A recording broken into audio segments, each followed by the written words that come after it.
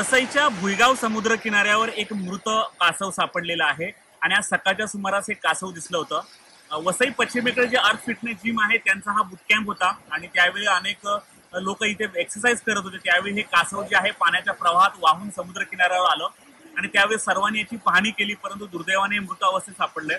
याची लांबी जर आपण पाहिली तर जवळपास 3 ते 3.5 फूट उंच लांब आहे आणि जवळपास 1.5 फूट असं उंच आहे।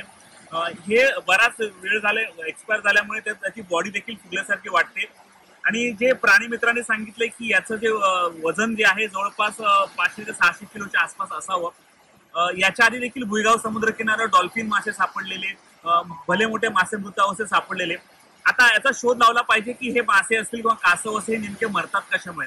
कदाचित एखाद्या बोटीचा फटका लागून देखील याचा मृत्यू झाला असावा असा प्राथमिक अंदाज वर्तवण्यात येतोय।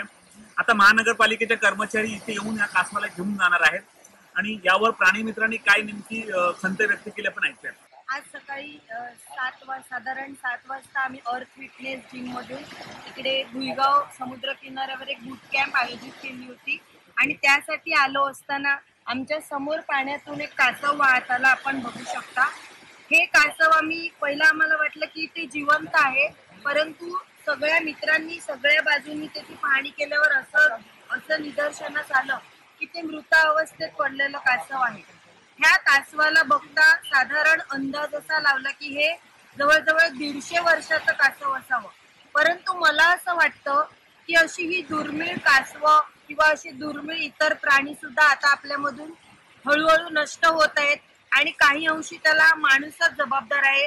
तर आपण सर्वांनी आपल्या स्वतःच्या अंतर्मनाला विचारायचं आहे की हे जे चालू आहे ते बरोबर आहे का आणि याचा विचार करावा असं मला वाटतं। मी रॉबर्ट रॉड्रिग्स वसई इंडस्ट्री असोसिएशनचा जॉईंट सेक्रेटरी आहे। आम्ही सकाळी 7 वाजता इकडे आमचं अर्थ जिम आहे त्या जिमने बूट कॅम्प इथे आयोजित केली आहे। आम्ही 7 वाजता इथे कॅम्पसाठी आल्यानंतर आम्ही इथे समोरून आम्हाला एक मृत अवस्थेत हा मोठा कासव सापडलेला आढळला आहे। तर आम्ही त्याचं अधिक म्हणजे त्याची विल्हेवाट लावण्यासाठी इथले माजी सभापती पंकज चोरगे साहेब यांना फोन करून कळवले आहे।